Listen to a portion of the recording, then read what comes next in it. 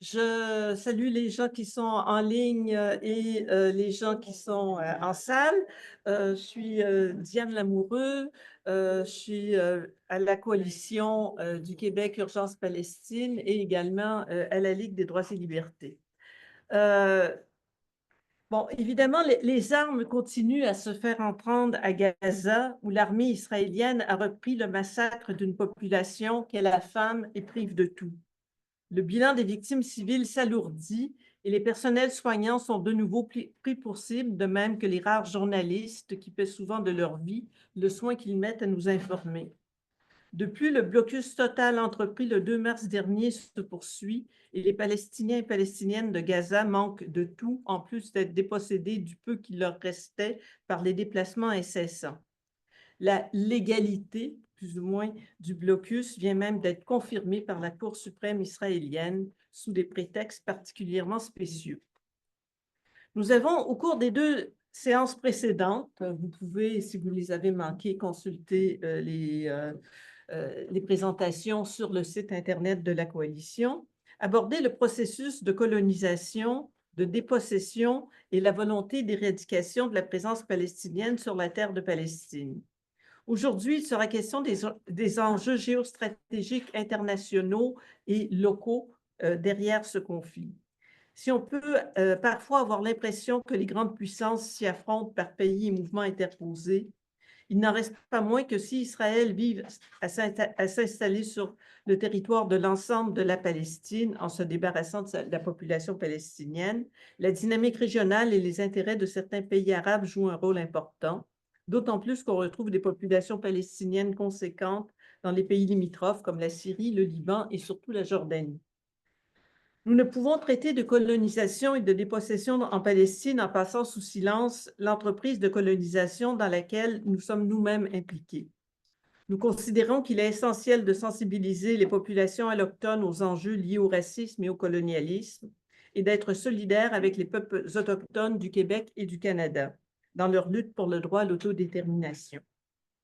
C'est pourquoi nous tenons à reconnaître que nous sommes ici en territoire autochtone non cédé.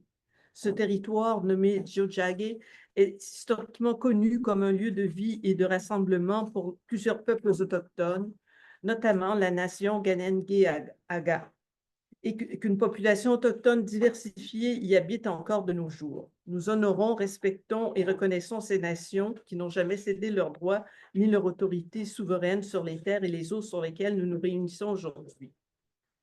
Alors, aujourd'hui, ça va être un peu différent des autres fois. On va d'abord avoir une présentation en personne et par Zoom pour les gens qui sont en Zoom de Jean-Michel Landry, qui est professeur adjoint d'anthropologie au département de sociologie et d'anthropologie de l'Université Carleton et chercheur associé à l'Institut français du Proche-Orient. C'est un spécialiste du Moyen-Orient, du Proche-Orient, ça dépend de la puissance coloniale. Il abordera divers moments charnières de la recomposition des rapports de force géopolitiques dans la région sur un temps long, en insistant sur 1922, 1967, 1982 et 2000, donc du Banda britannique jusqu'à la seconde intifada. Nous aurons ensuite le temps de faire la transition entre la présentation de Jean-Michel et la vidéo qu'on a enregistrée avec Gilbert Achcar. Nous aurons donc une lecture par Paul Amarani, un comédien, d'un texte de Nasri Sayeg, acteur, artiste plasticien et auteur libano-français, né au Liban en 1978.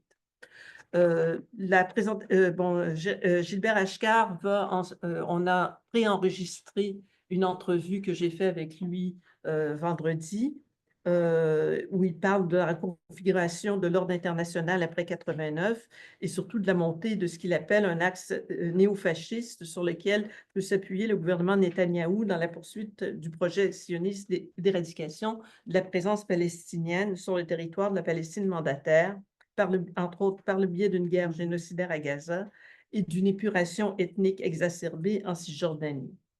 Et projet qui, évidemment, bénéficie du retour de Trump au pouvoir. bon, pour la période de questions, on va la prendre à la fin quand même. Évidemment, Gilbert Achcar ne pourra pas répondre aux questions vu qu'il n'est pas là. Mais on demande aux personnes qui sont en ligne de mettre leurs questions dans la section chat du Zoom. Je vais faire comme j'ai fait les dernières fois, je vais prendre deux ou trois questions à la fois pour les personnes en salle. Bon,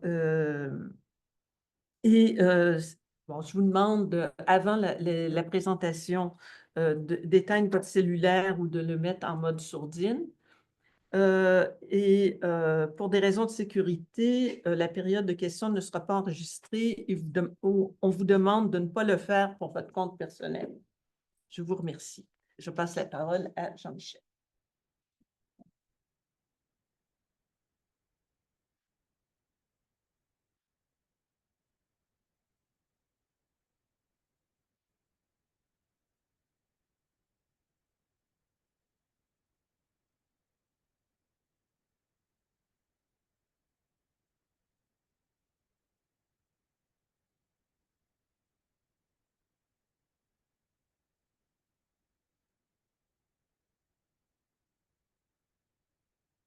Oui, ça va, juste que je sais qu'il ne faut pas que je sorte d'un cadre. Tu fais avant-arrière. Avant-arrière, bon, voilà. Là, j'ai l'habitude de bouger beaucoup quand je l'enseigne. Qui sont en Zoom, OK. parce que ça Bon. brouille l'image. Bon. Je vais essayer d'être le plus immobile possible. Mon nom est Jean-Michel Landry. Je suis content d'être ici ce soir. C'est un honneur de participer à cette série-là à laquelle je n'ai pas pu participer parce que je trouve que Diane a dit j'enseigne à Ottawa le mercredi soir, même si j'habite Montréal. Je suis à Ottawa parce que j'enseigne le mercredi. Je parle plus fort? OK. Là, on ne parlera pas de micro, là, c'est assez compliqué comme ça. S'il y en avait un, mais je vais parler plus fort, il n'y a aucun problème. Je peux faire ça. Je disais que c'est un honneur de participer à cette série de conférences-là à laquelle je n'ai pas pu même assister puisque j'enseigne à Ottawa, même si je vis à Montréal, et j'enseignais le mercredi soir. Comme Diane l'a mentionné, ce qu'on va essayer de regarder ensemble, ce qu'on va essayer de voir ensemble ce soir, c'est comment différentes dynamiques géopolitiques ont façonné la conquête de la Palestine.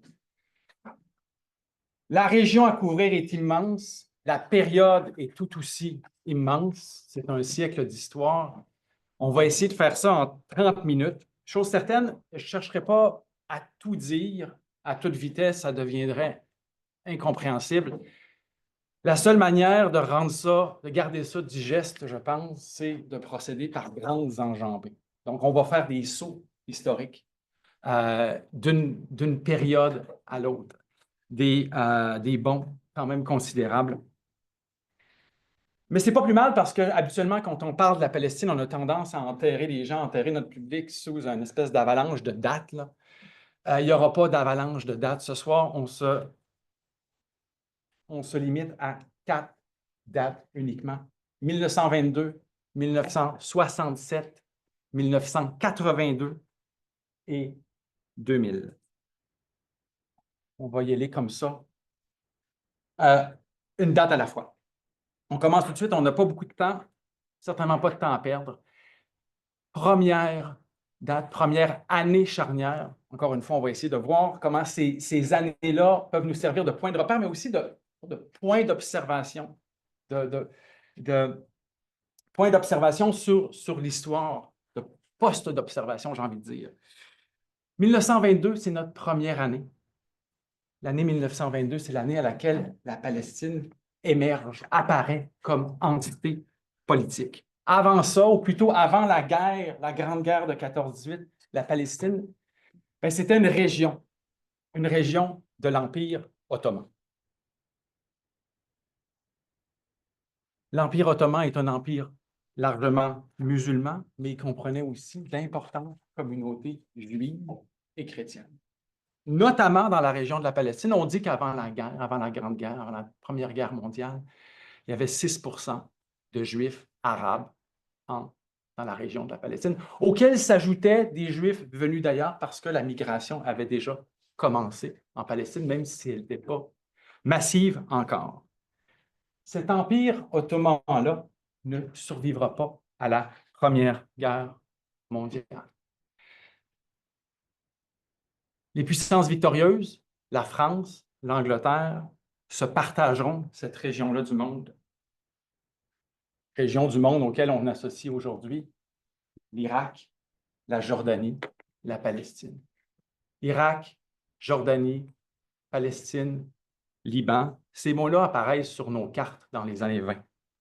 Ces mots-là apparaissent sur nos cartes, mais ça ne veut pas dire pour autant que ce sont des pays indépendants, des pays souverains.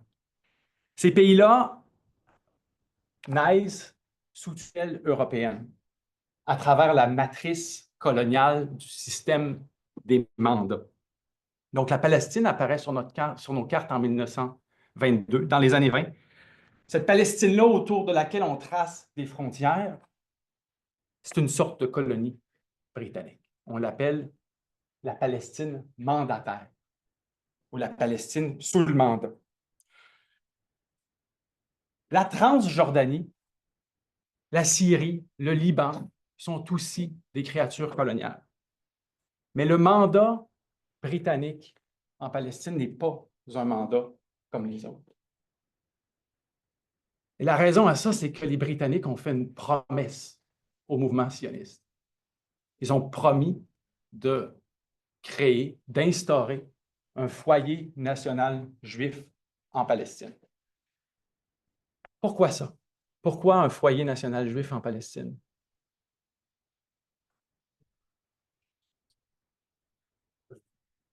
Si tu veux activer quelque chose, vas-y. Je continue. OK.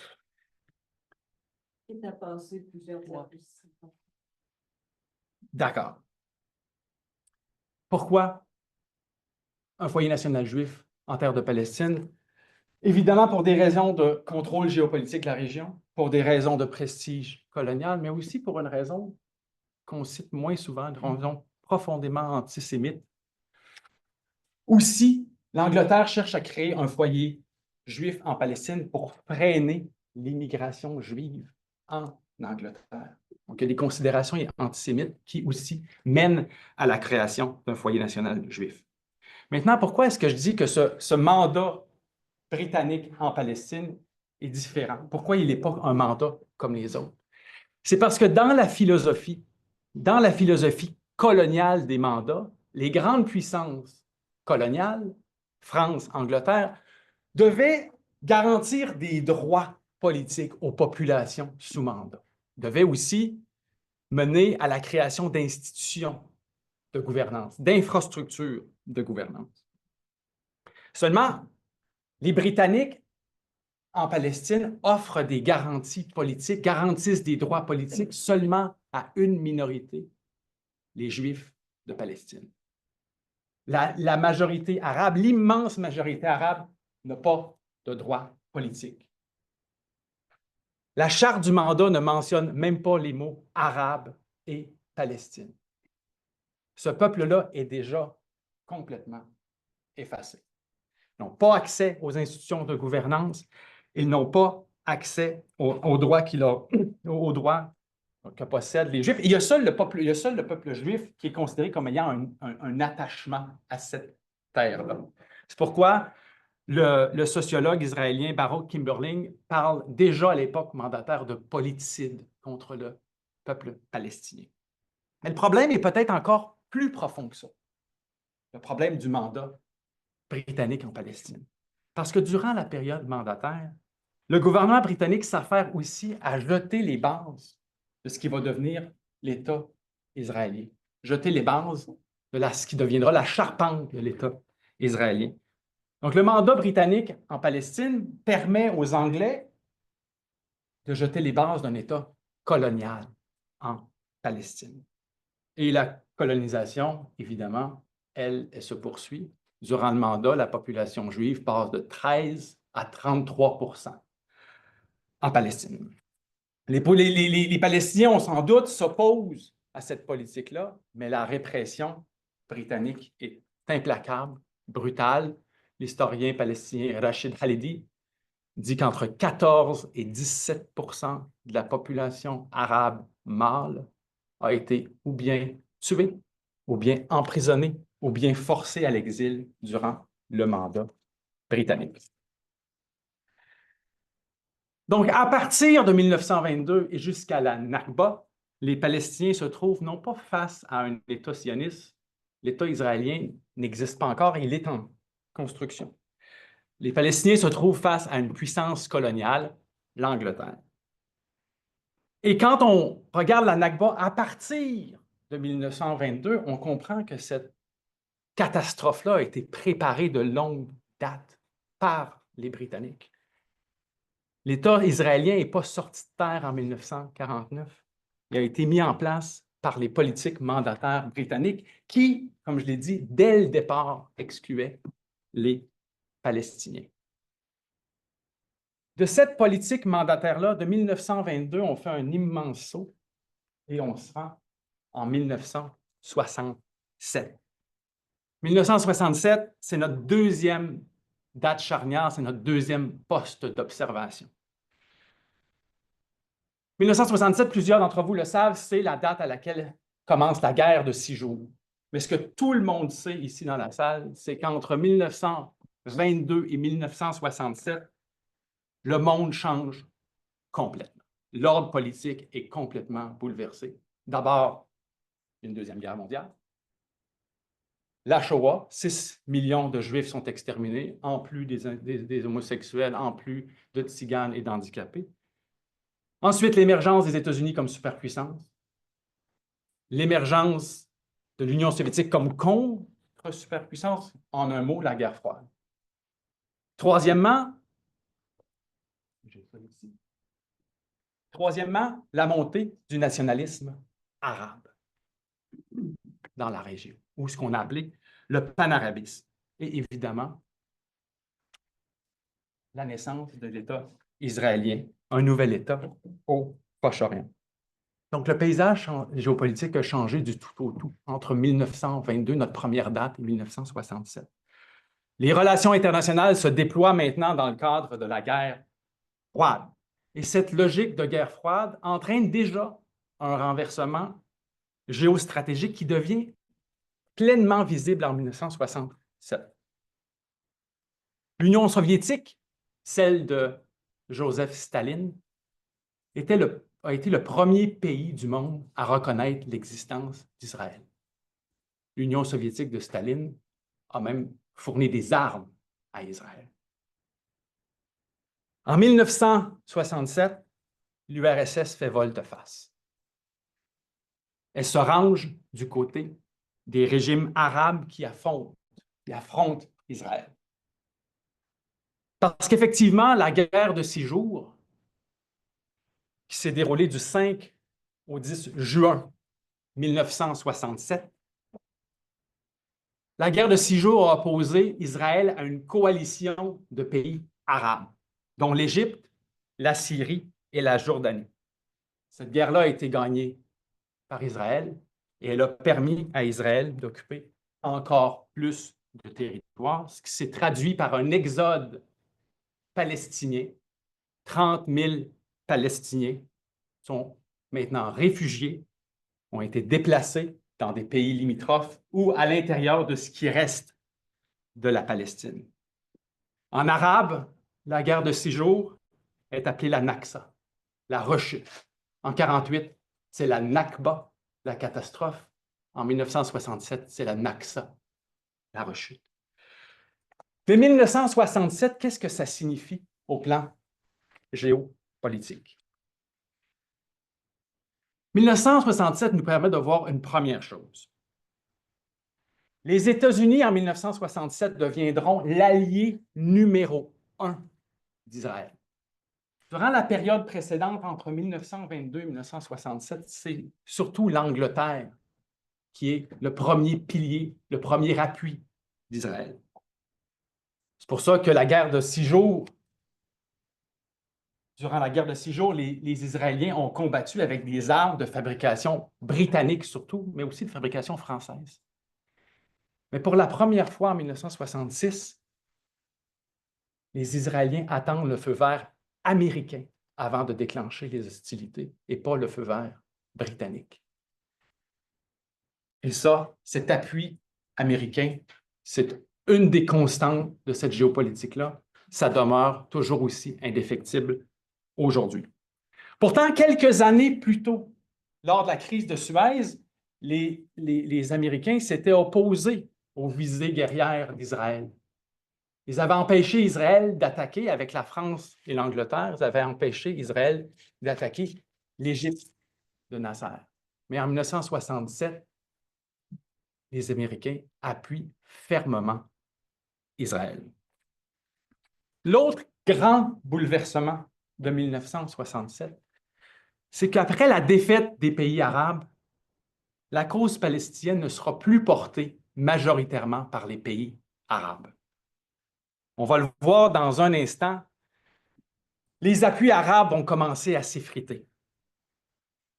La Palestine, qui était la grande cause arabe en 1948, cette cause-là, la cause palestinienne, sera dorénavant portée par les Palestiniens eux-mêmes et non pas principalement par les gouvernements arabes. On peut donc dire qu'en 1967, oui, Israël a défait la coalition de pays arabes, mais elle a paradoxalement ressuscité les Palestiniens. 1967 marque le retour des Palestiniens comme porteurs de la cause palestinienne, marque l'émergence d'une nouvelle conscience nationale palestinienne, une nouvelle littérature palestinienne, mais aussi l'émergence de nouveaux acteurs palestiniens. L'Organisation de libération de la Palestine, l'OLP, le Front de libération de la Palestine. Je dis que la 1967 marque le retour des Palestiniens parce que dans les années 20, dans les années 30, la résistance anticoloniale était palestinienne. Et on va voir dans un instant, le retour des Palestiniens ne fera pas l'affaire nécessairement des régimes arabes, commencé par la Syrie, et encore moins l'affaire de pays comme la Jordanie et le Liban. On va le voir très clairement à partir de cet autre positionnement stratégique, cet autre positionnement historique qui est l'année 1982.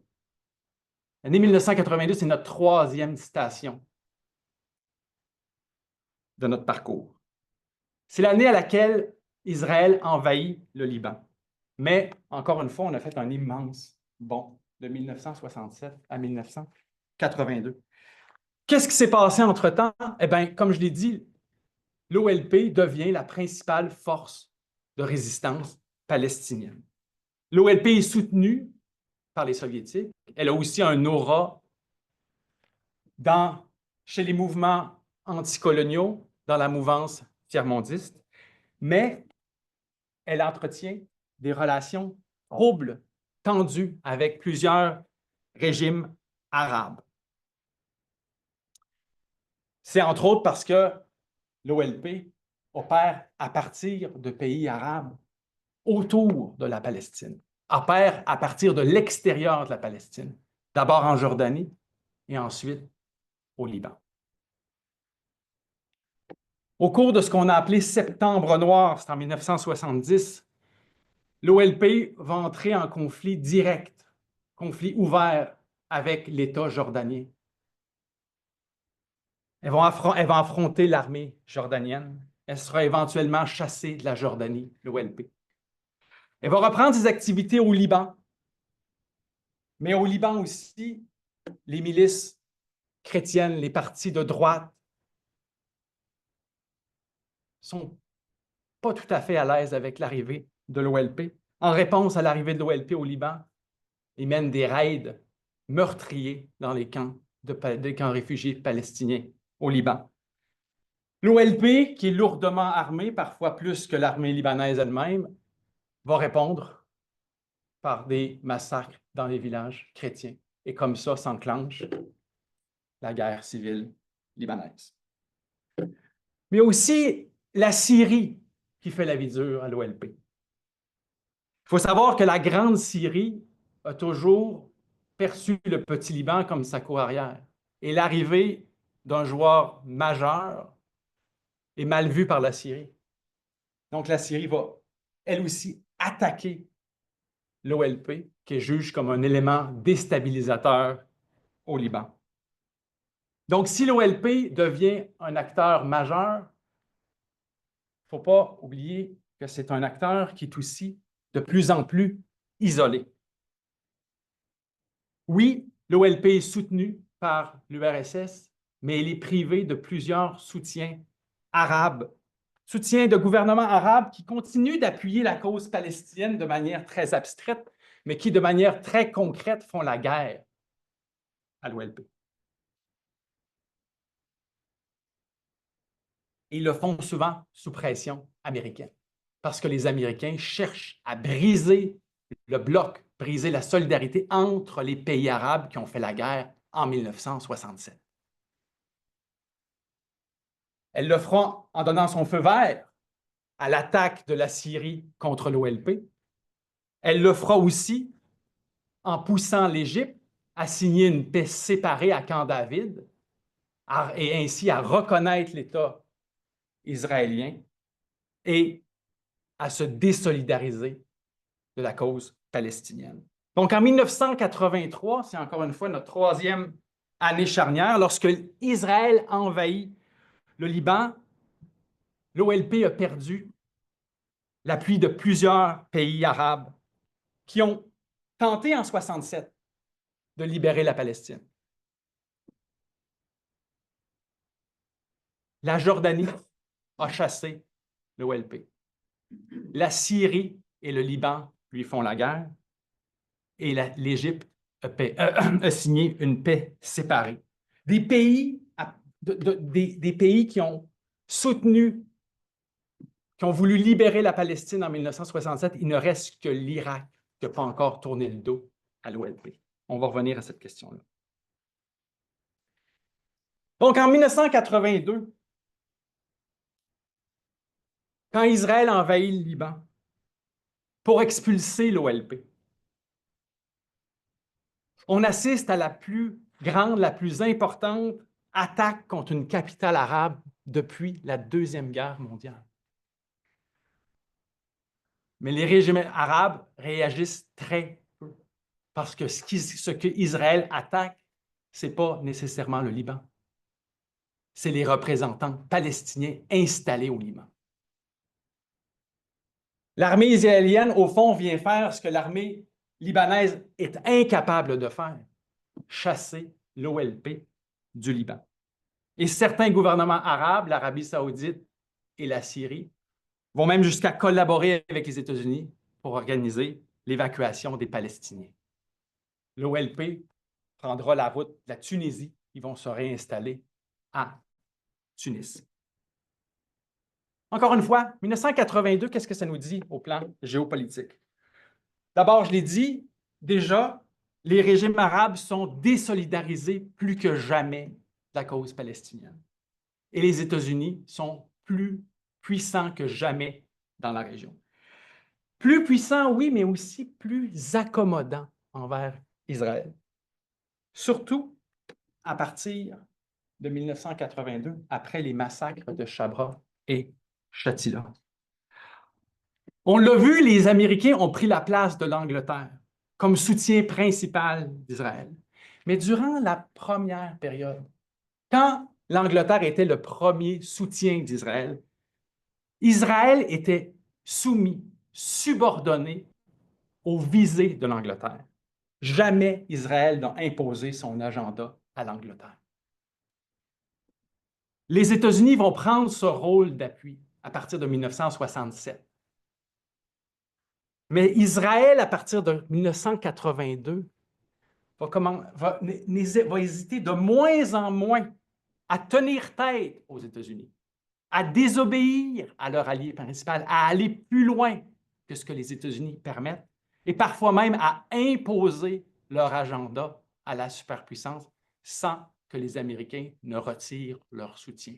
Et ça, c'est une logique qui continue jusqu'à nos jours. On l'a vu vis-à-vis du gouvernement Biden. Mais avant d'en venir à aujourd'hui, pour parler de notre quatrième date, 2000. 2000, c'est notre dernière station. Plusieurs d'entre vous le savent, 2000, c'est la date à laquelle éclate la seconde intifada, le second soulèvement palestinien. Mais encore une fois, il y a d'énormes bouleversements dans le monde qui ont eu lieu entre 1982 et 2000. Disparition de l'URSS, pour commencer, chute du mur de Berlin, l'annonce d'un nouvel ordre international dominé par les États-Unis, une sorte de nouvelle ambiance aussi, de vieux conflits. Il y a des vieux conflits au Nicaragua, en Angola qui se règlent. Le régime de l'apartheid est presque démantelé. Et au Moyen-Orient, les États-Unis remportent une guerre éclair contre Saddam Hussein au Koweït. Et ce, avec l'appui de plusieurs régimes arabes, dont la Syrie, toujours les mêmes suspects, dont la Syrie, l'Égypte et l'Arabie saoudite. Lors de la guerre du Golfe, l'OLP, qui est maintenant installée à Tunis, on le sait, a décidé de rester neutre vis-à-vis du conflit. Ça a été interprété comme une gaffe et c'était sans doute une gaffe. Mais il ne faut pas oublier que l'Irak, c'est le seul régime arabe, c'est un des seuls régimes arabes qui n'a pas encore tourné le dos à l'OLP. Cette déclaration de neutralité va quand même coûter cher à l'OLP. L'OLP va s'aliéner les pays du Golfe et une bonne partie de l'opinion publique occidentale. Mais il reste un détail important. Les États-Unis ont déclenché la guerre du Golfe au nom du droit international. La question de savoir si le droit international ne s'appliquerait pas aussi en Palestine s'est donc posée assez rapidement. C'est dans cette ambiance-là que s'est enclenché ce qu'on a appelé le processus de paix.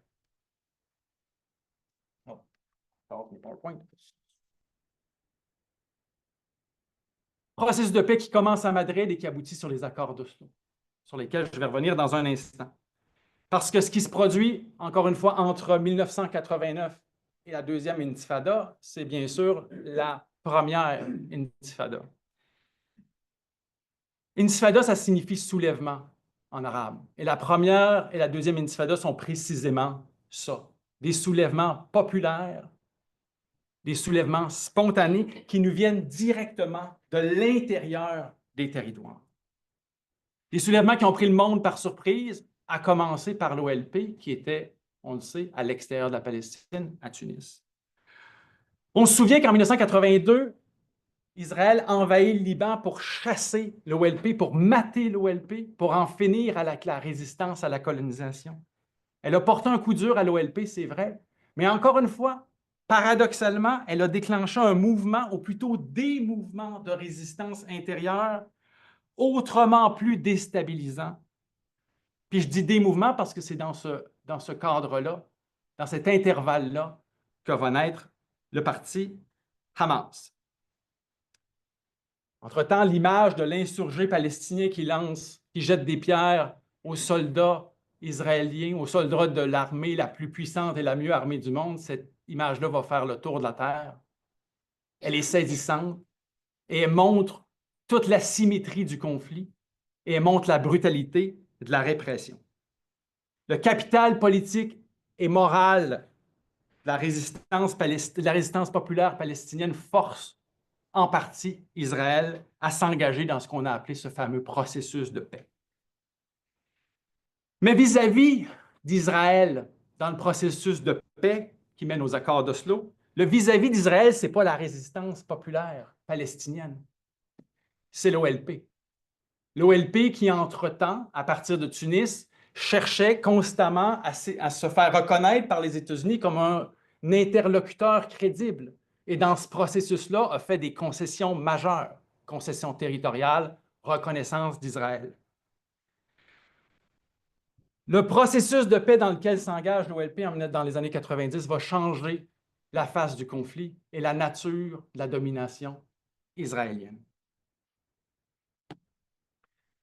En échange d'une reconnaissance d'Israël par l'OLP, Israël accepte de reconnaître non pas la Palestine, non pas le peuple palestinien, elle reconnaît l'OLP seulement. Elle reconnaît l'OLP, elle accorde une souveraineté infiniment limitée à l'OLP dans des fragments de territoire sans espèce de contrôle sur les enjeux clés que sont l'eau, le territoire et les frontières. Une structure nouvelle est créée, l'autorité palestinienne, qui sera dominée par les membres de l'OLP et qui rentrera finalement en Palestine. Mais cette autorité palestinienne est maintenant chargée d'aider Israël à assurer la protection des colons israéliens. L'autorité palestinienne est donc sous-traitée par Israël lui-même.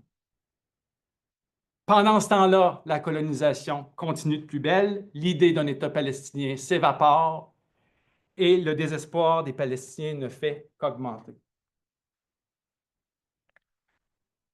Je dis que le désespoir des Palestiniens ne fait qu'augmenter parce que le processus de paix a échoué et dans les territoires, le Hamas gagne en crédibilité. Le Hamas capitalise sur l'échec du processus de paix, critique l'idée même de négocier avec Israël et maintient la seconde intifada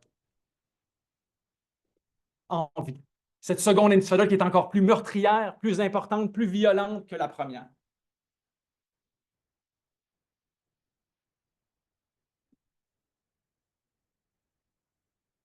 Les attentats augmentent, les attentats suicides, entre autres, et l'OLP, elle, se trouve, oui, rentrée en Palestine, mais dans une sorte de cage, une cage qui se referme sur ses dirigeants, la cage dans laquelle mourra Yasser Arafat en 2004.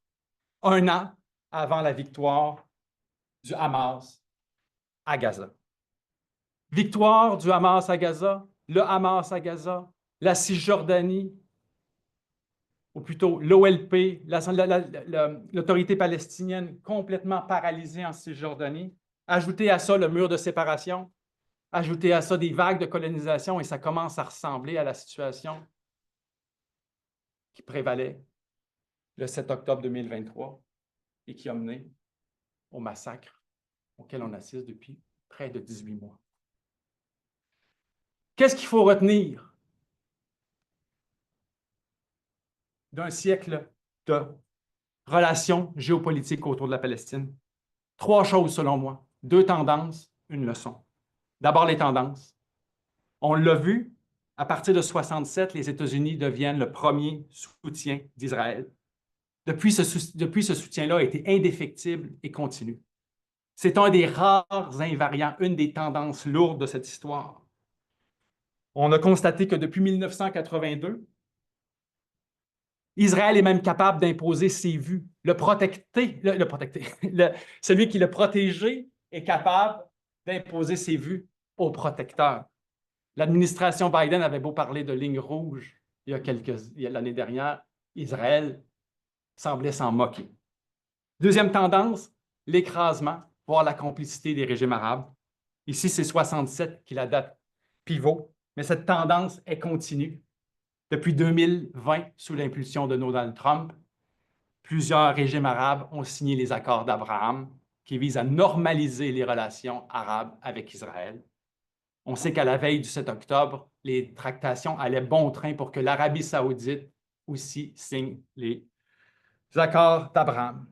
Soutien indéfectible continu des États-Unis, écrasement, voire complicité des régimes arabes et maintenant génocide à Gaza. Qu'est-ce qu'on peut conclure? D'abord que la géopolitique a très mal servi le peuple palestinien.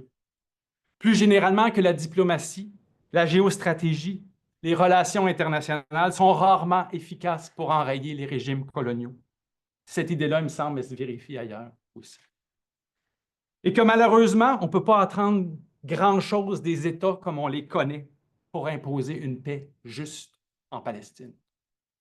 Et que malheureusement, comme dans le cas de l'apartheid en Afrique du Sud, ça repose en grande partie entre les mains de la société civile. Les États tels qu'on les connaît, livrés à eux-mêmes, à leurs intérêts d'État, à leur logique d'État, ne me semblent pas capables de faire autre chose que de reconduire, de légitimer, voire de naturaliser cette situation coloniale. Du moins, c'est ce qu'ils ont fait durant les 100 premières années. Merci.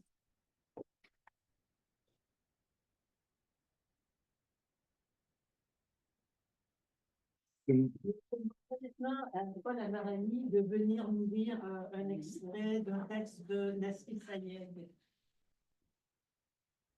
Est-ce qu'on peut, pendant ce temps-là, installer le vidéo?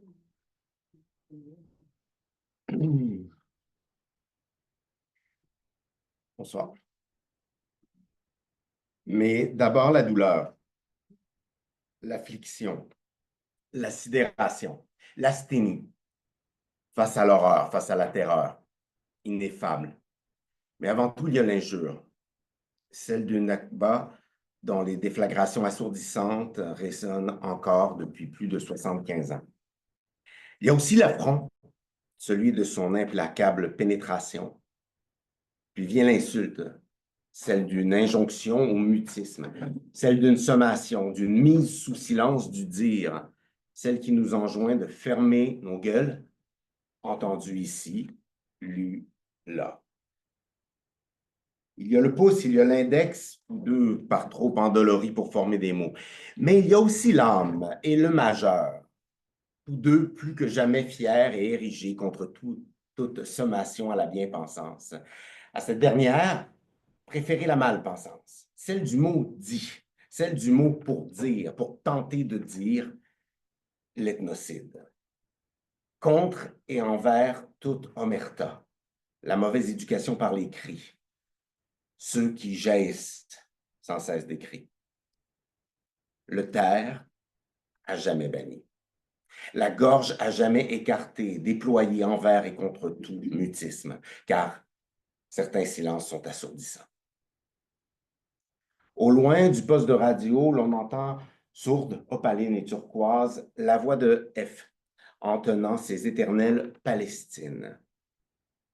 Dès lors, me viennent des souvenirs de Galilée adossée contre l'édifice de la mémoire fière. Ce matin, j'ai l'âge de ma pointure. Mes pieds portent une douleur vieille de 75 ans. Aujourd'hui, eux et moi continuerons à pousser pour dévaler la plaine de la Beka, gravir les flancs de Jabal el-Shir, redescendre vers l'autre versant en Galilée, plonger dans les eaux du Jourdain, puis sécher à l'entrée de la basilique de Bethléem. Pour exaucer le rêve de ma grand-mère, impie de naissance, je n'ai jamais connu le Dieu de ma grand-mère, d'ailleurs elle en parlait peu, mais ce qu'elle m'a inoculé, c'est sa lutte farouche pour la justice et la liberté. Sur l'autel qu'elle révérait, je soufflerai mes 45 cierges. Un oiseau se pose sur les lettres sustracées. Sourire.